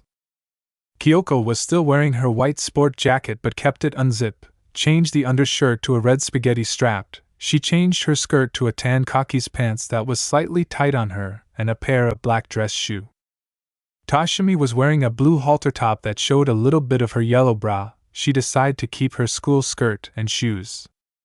While Misuzu just kept her school top, and just changed the skirt to a red one that went mid-thigh and a pair of gray sneakers. Ray kept the top of her uniform except removing the bow, a different green skirt that was similar to the school's but added knee and elbow pads. She was also wearing fingerless white gloves. Siko, like Ray, kept the top of her uniform, but she had female combat boots, long laced purple stockings, purple gloves, a black skirt that shows the string of her thong and her entire right thigh. Finally, Saya had a white jacket, a green skirt similar to Ray, a gray training bra. He also noticed that she was humming his with her bag. Out of all of them, Alice was the only one that didn't change. So basically, Koda brain malfunctioned. Kakashi just stared with all of his blonde heading south. Naruto turned away with a blush, all while Zeke wagged his tail happily, clearing his throat, getting everyone's attention. Anyways, we need to figure out who gets what weapon, Naruto said as the group readily listened. Koda had the rifle, Kakashi has the shotgun, I have my tonfa and magnum. I'm taking a guess, but Ray still has her spear? Naruto looked at Ray, who nodded her head, showing she's keeping it. Siko has her bakken. But I'd rather not have some of you unarmed. We have an assault rifle, revolver, crossbow, and pistol. You don't have to use them, but take it to consideration. After Naruto stopped speaking, the girls without any weapons went in a group to talk amongst themselves to decide who would get which weapon. After about 5 minutes, they each picked up their respected weapons.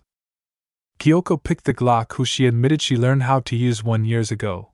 Mika picked the crossbow, saying that she and her dad went hunting a lot when she was younger. Saya just picked up the revolver and left. Surprising, Tashimi was the one to pick up the assault rifle, saying that she wanted to help in some way. Koda and Kakashi went uphill to scope out the area to see if there were any infected, but when they came back they said that it was completely empty. Shizuka then began to drive the Hummer uphill until it reached the middle of the road, almost killing Kota in the process, who was now muttering about getting killed by an Asian woman driving a tank. There is nobody around here? It's just like the other side of the bridge. The river didn't stop them at all, Saya said as she surveyed the area looking through the binoculars. She looked at the apartments, and down the road, seeing a Hummer crashed into the side of the road, other than that noting worth the trouble. Don't you think it would be the same everywhere else? Tashimi said to Saya. It would make sense, from what we saw from the news, Kakashi said as he and Koda climbed in the Hummer. But wouldn't the police or the special forces still be around? Ray asked the group, who stood quiet for a moment until Naruto spoke up. It's unlikely, but the two of them are very dedicated to their jobs. They would do anything to help the citizens whenever possible. They're probably in a safe zone somewhere, Naruto explained to Ray, who let out a sigh in relief and nodded happily. Kyoko took this time to stick her head out of the Hummer and ask, "Where should we go from here?" "Takagi, isn't your house around Higashi Hill?" Takashi asked Saya, who just nodded to confirm the information. "Then your house is the closet from here, so we should go there." Saya was about to say something, but when she noticed that Naruto shook his head no, she decided to just go along with it. "Fine, whatever, let's just go," Saya said before she went to get Alice inside, who was now playing with Zeke and Misuzu. Naruto took in a sharp breath before he took out his cell phone before he dialed his home phone number once again. Just like the rest of the time, all he got was the answering machine until it was disconnected. He looked at his phone in surprise, which means. Naruto jumped slightly when he felt a hand on his touch him, looking to see who it was. Naruto? Is something wrong? You look like you seen a ghost or something? Siko asked her crush, who was beginning to look a little pale. She wasn't used to him looking like this. She was a little worried. Yeah, don't worry about it, Siko. Let's get going, we are losing sunlight, Naruto said as he, putting a hand on her shoulder, pushed her forward. Siko still looked worried but gave up now. After all, the blonde was just as stubborn as she was. Siko then climbed into the Hummer, closing the door behind her, with Naruto climbed on top with Rei and Kakashi. Hey Naruto-kun, Kakashi-kun, have you guys noticed we haven't seen any of them since last night? Rei spoke out loud as she brushed a loose piece of hair behind her ear. Both Kakashi and Naruto's eyes widened, looking at each other as they thought the same thing before nodding as the two thought the same idea. We need to be careful. After driving for a couple of minutes, things seemed to be under control, until Rei spotted a small group of zombies beginning to come from out of nowhere. They're following us! Rei yelled, getting the attention of the group begin to notice the zombies' arrival. Shizuka soon pressed the gas pedal harder in order for them to get away, turning the right into a small residential district, but when they fully turned there was more zombies a block ahead of them. Is it too much ask for a moment of peace and quiet? Naruto questioned as Rei and Kakashi held on to the Hummer when it made a sharp left turn going into a narrow passing, but it just seemed to be full of them. Where the hell did they come from? Kakashi screamed at Naruto, who just looked at Kakashi with a face that just said, Really? Really? Why are asking this thing now of all times? Meanwhile, Rei saw something ahead of them but couldn't tell until after Shizuka hit a couple of zombies. Stop the Hummer! Rei yelled out, making Siko notice why. Moving to the front seat, she pointed out the wire that was stretched out in front of them. Shizuka the steering wheel left, making the Hummer slide in parallel to the wire. Miku grabbed onto Alice's head just before the blood formed the zombies, unfortunate enough to get in between the Hummer and the wire, slicing them into pieces. But due to the momentum, Kyoko and Tashimi hit their head, knocking them out cold. Koda tried to tell Shizuka what to do to unlock the brakes that were locked due to the zombies' guts. Shizuka hit the gas a little too much, sending the Hummer forward into the path of a wall. Hitting the brakes, the Hummer stopped but tipping forward, sending Rei and Naruto flying. Kakashi tried to catch at least one of them, but they were out of reach. Rei ended up landing back first into the hood of the Hummer before toppling over, hitting the ground hard, unconscious. Naruto was sent flying to the wall, hitting his recovering right shoulder and arm, making him scream out in pain. Naruto clenched his right arm in pain, slowly opening his eyes to see a couple of zombies slowly making their way to Rei's. It hurt too much to use, let alone move at the moment, so he couldn't use his tonfas that fell when they were trying to escape the zombies from before. Naruto, using his left hand, reached over to his holster, taking out his black magnum, aiming down the sight before pulling the trigger. The recoil sent his hand back a couple of inches, but it still hit his target. Naruto managed to hit two zombies square in its face before it explodes into a million chucks. The noise of the magnum caught the attention of every zombie in the area. Kakashi took the time to jump off the Hummer before he shooting his gun, but ended up missing the zombie's head and ending up scraping its shoulder. Kakashi wasn't used to the recoil of a gun was sent back before landing on his butt. What the hell? I aimed at its head, Kakashi yelled as he pumped the empty shell out and reloaded another. The recoil will make the barrel aim higher than where you point it. Pay attention to the recoil, lean into it and aim for its chest, Koda said as he began to climb out of the Hummer and used the sniper rifle to take some zombies out. Kakashi, taking his advice, managed to take two zombies' head off with one shot. Naruto applauded in Kakashi's kill before focusing on the zombie ahead of him, kicking a zombie away, creating a domino effect, taking three of them down with it. Siko soon joined them, with Miku, who was shooting into the groups of incoming zombies using Tashimi's machine gun. Kakashi! Hurry and get Miyamoto-san! We'll cover you, so hurry up like you have a pair! Siko said as she swung her bakken, keeping them at bay, kill a couple once in a while. Even though she wanted to run and check on Naruto, she knew he was alright if he was fighting. But what worried her was that he wasn't using his right arm, and the fact that she could see a small patch of blood pooling around the right side of his shirt made her even more worried. Naruto would want her to make sure that everybody got out safely. She noticed that Kakashi was having a little trouble on his end since Naruto was now at the moment a one-armed man. Rei was KO and Kakashi was having difficulties with his shotgun. "Mika, help cover Kakashi! I got it from here!" Siko ordered Miku as she pushed and shoved more zombies, clearing a way for her. Mika managed to mow down the zombies that were started crowd around the trio. "Kakashi! Get Rei inside! Hurry!" Miku told the boy as he picked the unconscious girl up bridal style and ran to the Hummer. But out of the corner of his eye he noticed something that just made his fear of death come true. "The tires are popped!" The feeling of dread soon filled the atmosphere. Saya then gave Kakashi her revolver and the ammo she had on her before she grabbed Rei and with Misuza helped her into the Hummer. "Fuck, what are we going to do now?" Mika screamed, reloading her gun only to find out she had none left. Kicking a nearby zombie out of her way and moved to the Hummer. "Koda! I am out of ammo, give me some." Koda complained, asking for ammo for both of their guns. Alice quickly handed him 4 clips, and Koda tossed Miku her ammo and went back into shooting. Shizuka took this time to try to restart the engine, but no matter what to did, nothing worked. On top, Koda was looking down his sight as noticed that more zombies were coming from the same way they came from. "Guys! More heading our way!" Koda screamed. "We need to get out of here!" "How we have 3 people knock out cold in the Hummer? With said Hummer being useless at the moment, we are screwed," Saya said to Koda. The rest couldn't help agree with that statement. Siko was unarmed due to a zombie managed to bit down on her Bakken, ripping it from her grasp. Kakashi was out of ammo, the same with Miku and Koda. Shizuka was near tears, as Misuzu held on to Tashimi's hand. Siko dropped into a stance ready to use her fist. She was going to die here, not now. "Alice, you and Zeke go over to the wire and run," Koda said in a calm voice as he held Alice in his hands.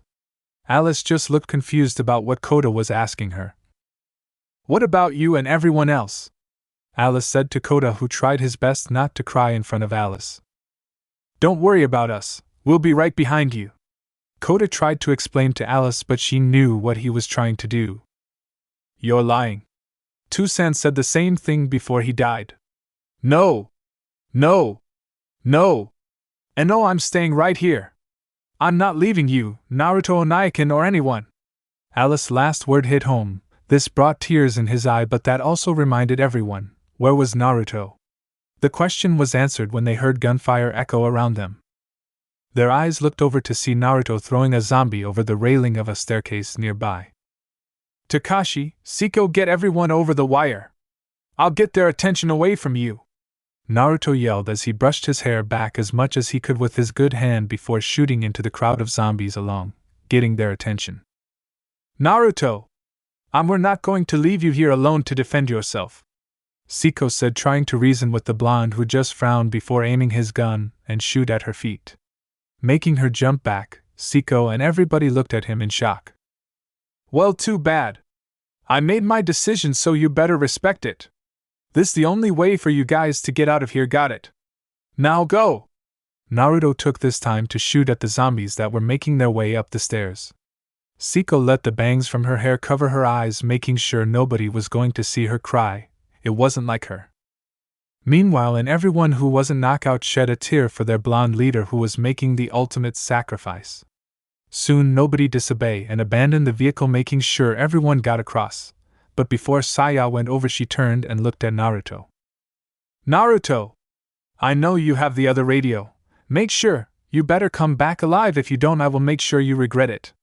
Saya screamed at the blonde, who just smirked before he shoots another zombie before he ran off. Saya climbed down from the Hummer with the help of Kakashi and Koda. The group was down 1 member with 3 knocked out with no place to go. Saya shook her head, refusing to show her tears. She looked up when she heard a bunch of heavy footsteps. Saya saw a group of 4 who were dressed up as firemen in full gear. The person who was presumed to be the leader of that group stepped forward and took off her helmet. "What on earth just happened here?" The person, who was now revealed to be a woman with long purple hair with purple eyes, asked the group. Saya looked stunned to see the women in front of her. The only thing she could do was let a small droplet of a tear form in her eyes before she rushed forward and hugged the women in front of her, all while saying, "Ka-san!" leaving everyone stunned at the scene. "Saya-chan, I am glad you are alright, but please tell me what happened here."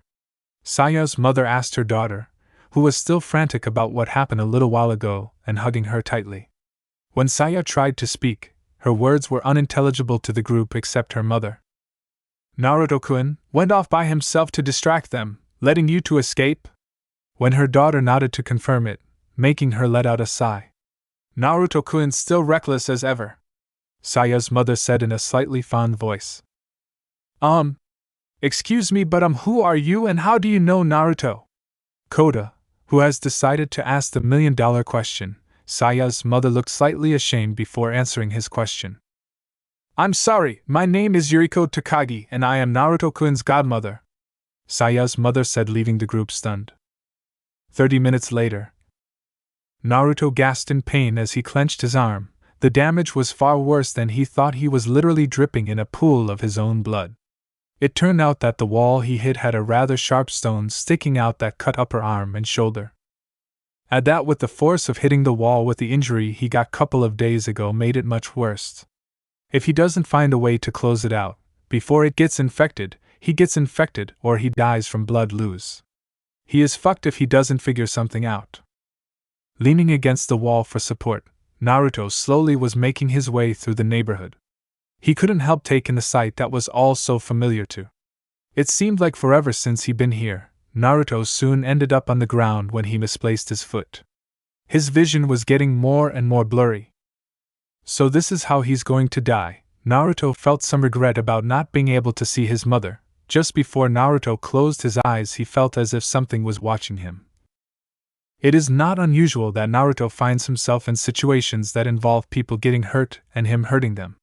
So the situation that Naruto is facing right now is not uncommon, but what was weird was that he was injured. Refer to the last chapter. He was restrained via handcuffs to a bed. He doesn't know how long he'd been out, and not to mention that. "Don't move a muscle!" He was being held hostage by an orange-haired woman. Naruto glared at the mysterious woman who was leaning against a very familiar door.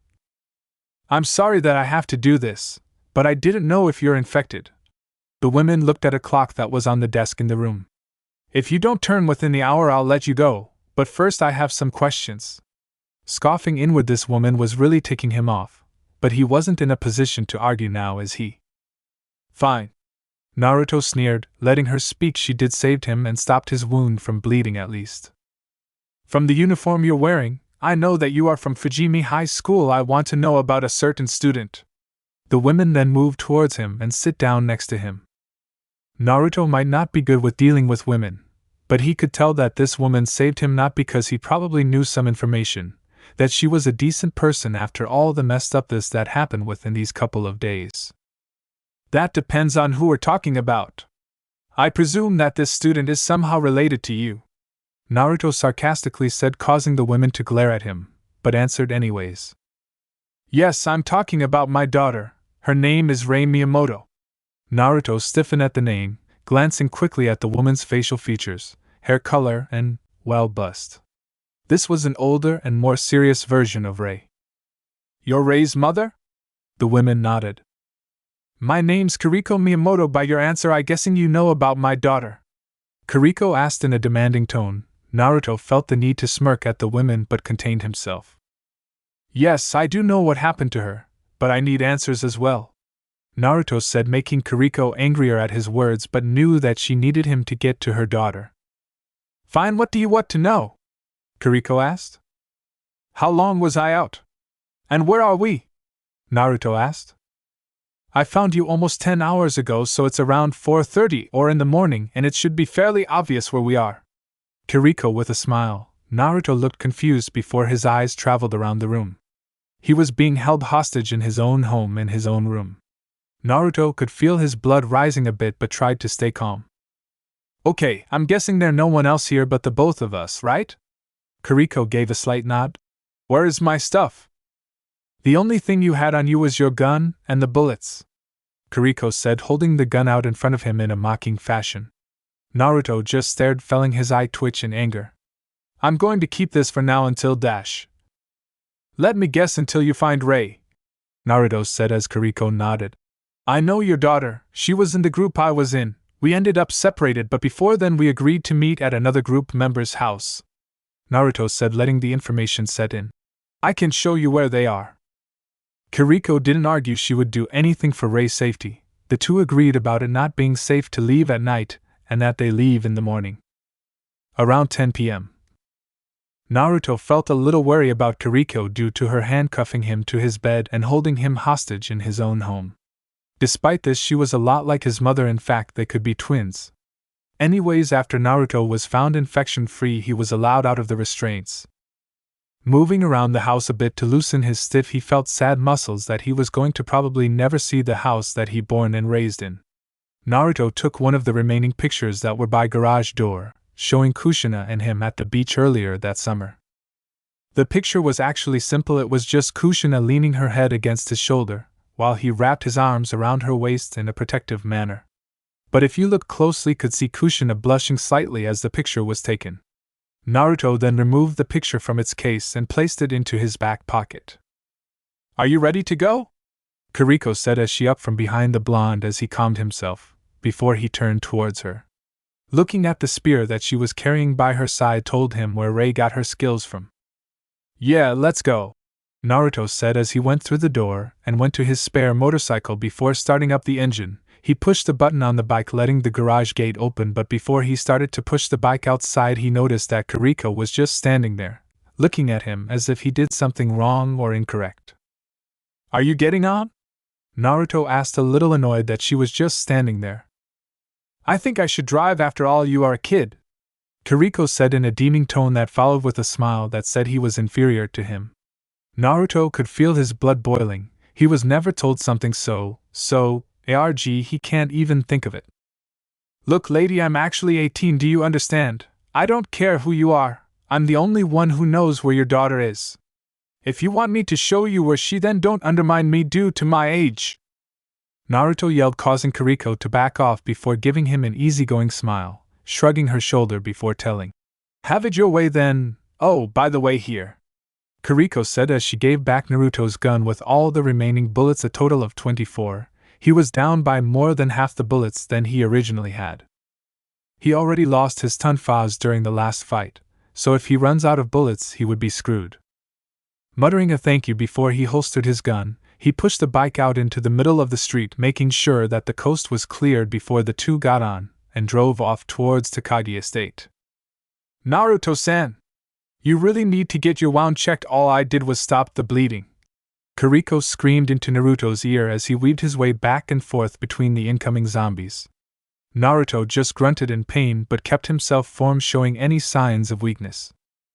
There is a nurse with the group that we are traveling, she should be able to help, Naruto said as he turned sharply to the right to avoid a zombie that was in front of them. Kiriko was lucky that she fastened her spear to her old police uniform, or it would have fallen off a long time ago. Kiriko gripped Naruto harder as he turned left. Every time she increased her grip, she could feel his muscles under his shirt, and the fact that she never touched a man since her ex-husband, and this wasn't helping her. Naruto wasn't faring so well either. He was uncomfortable with Kiriko wandering hands and her F-cup fist pressing up against his back. He couldn't adjust his position since it would draw attention, and the fact that they were on a motorcycle. He was glad that they were almost there. It wasn't always that simple. Naruto stopped the bike to see wire fence like what he saw yesterday. Fuck, looks like we need to walk the rest of the way, Naruto said as he and Kiriko got off the bike and went in between the large openings in the fence. How far are we? Kiriko said to Naruto as the two left the fence and bike behind. Well, we drove for about 6 minutes, so no more than 3 minutes, Naruto said as he walked on ahead of her, as he noted that the streets were clean like nothing ever happened. No undead, no blood, abandoned vehicles, but most important, no people, something Kiriko seemed to note as well. Do you think everybody is at the same place? The older woman asked, making the blonde nod. I have no doubt about it. The safest place around here would be at the Takagi Estate, Naruto answered. How do you know they will just let us in? Kiriko questioned him. How does he know that they will just let them waltz on and like nothing ever happened? I have close ties with them, that's all you need to know," Naruto said as the two kept quiet as they kept walking towards their destination. Kakashi couldn't sleep. It's been hours since their group were forced to leave behind Naruto. Kakashi and the rest of the group went back to Saya's house soon after. They were left tired both physically and mentally, as well as physically. The effects of Naruto leaving them were evident. Saya spent time with Alice and her parents. Shizuka spent her time helping Rei with her back injury when she got for hitting the hood of the Hummer. Kyoko, Tashimi, and Misuzu were helping the cooks prepare meals for the whole mansion as a way to say thank you for letting the group stay with them. So Kota and Kakashi spent most of their time together figuring out what they could do next. Since they don't know if Naruto is alive, dead, or worse, they rather not think about that at the moment, but it put the group in a state they can't function properly. They depended on Naruto for guidance. The only people that didn't act differently were Siko and Miku. They acted as if nothing happened at all. Kakashi looked out the window. He hopes that Naruto will be back soon. The way it's going, it could tear the whole group apart. Why did it have to happen this way? Kakashi said to himself as he stood up from his bed and made his way to the window when he notices something happening by the gate. He could faintly see two people arguing at somebody on the other side of the gate. He quickly went out of his room and went to see what was going on. Since he noticed that a small group of people that were watching the whole thing talking to each other. "Why don't they just let them in? It's not like they pose a problem," one of them said. "That may be true, but we can't just let everybody in here. We just have barely enough supplies to last the week. Not to mention the Don isn't even here. The only person who could let them in is Takagi-sama. What about the group that left after the Don?" "Oh, they went to get some supplies from the store a couple miles down." Kakashi stopped listening when he saw a hand go through the bars of the gate, grabbing one of the guys by his shirt before pulling him forward, smashing his face. "I told you once before, get your Don or your Takagi-sama tells them to open this gate now." Takashi's eyes widened when he recognized the person's voice. The guy next to him pointed his gun at the gate. "Why would I let you in after that, you bastard? I should just kill you right now." The guy seemed ready to kill him too. "Open the gate, let them though," a voice said, making everyone freeze when they saw Yuriko and Saya walking towards the gate. "But they dash." The guy tried to tell them what happened, but Yuriko just said, "Just open the gate," in very sweet manner that promised pain. The guy reluctantly opens the gate, showing it was Naruto, a bit angry though, and Kiriko chuckled at Naruto's action. "You got lucky, kid, next you won't be," the guy threatened Naruto, before Naruto extended his left arm, hitting him in between the eyes, knocked the guy out. "Asshole," Naruto muttered as he saw Yuriko and Saya walk towards him. "I'm glad you're okay, Naruto-kun. But did you really have to knock the guy out?" Yuriko said, teasing her godson. All he did was grunt yes, making Saya sigh. "You still haven't changed, have you?" "Nobody really changes in 2 weeks, Yuriko-sama," Naruto said, making Yuriko pout a little at the way Naruto addressed her. "Thought I told you to call me Oka-san, Naruto-kun," Yuriko said. "No thanks," Naruto said as he nodded towards Saya, who smiled back at him in response. "Naruto-kun, who is this woman? She a little old to be your girlfriend, isn't she?" Yuriko teased the two, making Kiriko giggle in return and Naruto growl in annoyance. "She is Rei's mother." Kakashi decided that it was time to go up to them. Kiriko instantly recognized Kakashi as she hugged her daughter's friend. "Kakashi-kun, I'm glad you're alright. Is Rei with you?" Kakashi returned the hug before answering. "No, she should be still in her room with Shizuka-sensei," making Kiriko place her hand over her chest, feeling at ease. "We can take you to Rei if you want, right, Saya?" Kakashi said as Saya agreed before she glances at Naruto. Before the three of them left to Rei's room, Naruto tried to go too since he needed to see Shizuka anyways about his wound. "Naruto-kun?" Naruto stopped by a sight that almost brought him to tears. "Ka-san?" Chapter end. Now watch daily exclusive uncensored lemon stories and mature content, along with NSFW images, featuring harem girls characters from the fics. Access all this and more on my Patreon. Click the link in the description to explore.